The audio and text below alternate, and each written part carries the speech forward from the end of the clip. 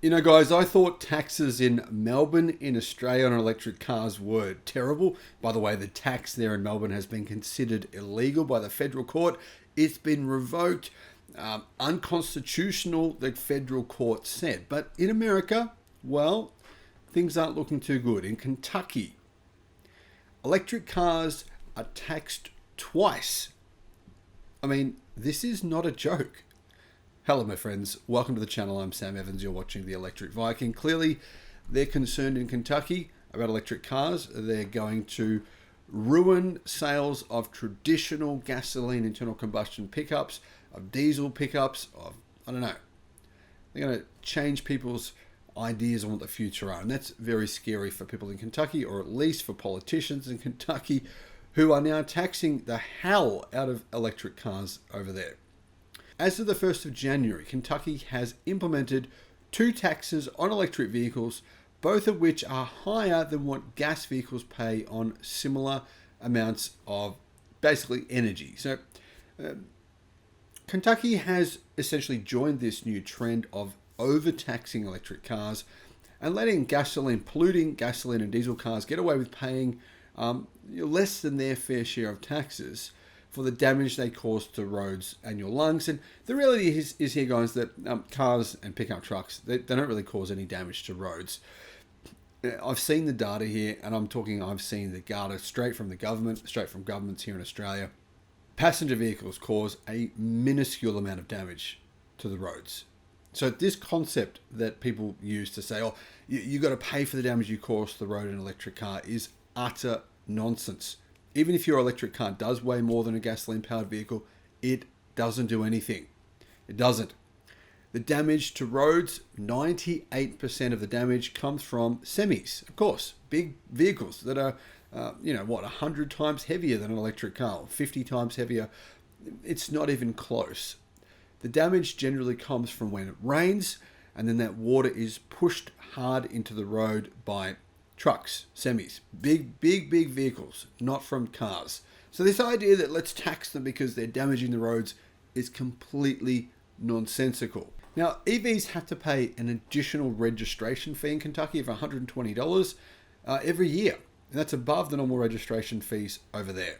Now, unfortunately, there's other US states that have similar EV taxes that also have additional EV registration fees or taxes, which I think is unconstitutional. I think this should be illegal. What are your thoughts? Now, basically, Kentucky is saying, well, they tax petrol cars based on their mileage, so they're going to do that on EVs. But they're doing it in excess. They're basically saying that electric cars have incredibly poor fuel efficiency and assuming that they all have insanely poor fuel efficiency, which is incorrect.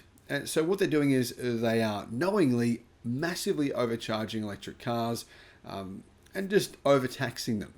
As a flat fee, in Kentucky, there's also a disincentive for drivers to remain low mileage, says Electric, which doesn't help with congestion or road usage. On top of all this, public EV charging in Kentucky is, well, you now have to pay an additional 3 cents per kilowatt hour of electricity distributed and an additional 3 cents for those charges that are on state property. So you're getting triple taxed in Kentucky, actually. You're paying lots of taxes, and now you have to pay taxes on using electricity from a charger. So I suggest use electricity at home. Put solar panels on your house. Try to use the chargers, the public chargers, the DC fast chargers. Use them as little as possible. They're not really good for your car anyway. So yeah, just stack your roof with solar panels. Solar panel prices have come down everywhere worldwide. In America, not as much because you guys rely on manufacturing them yourselves, which is a good thing. You don't get the Chinese-made panels. But solar panel prices in America have still come down by around 20% over the past 12 months. When compared to Kentucky's average electricity rates of 13 cents per kilowatt hour, Electric says this would represent a 23 or 46% tax on electricity, although usually public charging is more expensive than that. At the Kentucky Public Service Commission's approved rate of 25 cents per kilowatt hour, this represents a 12 or 24% tax, depending on how you look at it. So because Kentucky charges an 11% tax on gasoline, it means that it's charging approximately double the taxes on electricity for your electric car. They know they're doing this. it's obvious they're trying to slow down EV adoption in Kentucky. Now, unfortunately, this tax will also affect commuters and apartment dwellers. You guys, I know you can't really charge at home. You can't really install your own solar panels. You probably can charge at home with using long extension leads, but it will affect you. Why? Well, homeowners' charging sessions won't be charged. I mean, the government doesn't charge you for electricity used at home because they don't know if you're using it to charge your electric car or you're using it to run your fridge. So that will be okay for you if you live in a house. But if you live in an apartment, it sucks for you because you'll be overtaxed unfairly. You probably have to use DC fast chargers or AC chargers, chargers that are not at home, more than people who own a house or live in a house would have to do so. Kentucky also has a 6% tax on utility services across the state. So it's possible that an electric vehicle driver may need to pay 3 taxes depending on where the electricity is coming from. And yeah, as you can see, this means that a lot of people will be going, hang on a minute, it's not really that cheap to drive an electric car in Kentucky. And while they might have a point, that said, if you were to say look at a vehicle like the Tesla Model Y, which is currently very, very affordable, if you qualify for EV incentives, you still get the $7,500 incentive on all Model Y variants, meaning you can get a Tesla Model Y for around $37,000 US. It's still a better deal to get one of those, right? A vehicle like that. And if you can charge it at home as much as possible, it's still going to be much cheaper to run than a gasoline and diesel powered vehicle. But the thing is, you know what the media will do.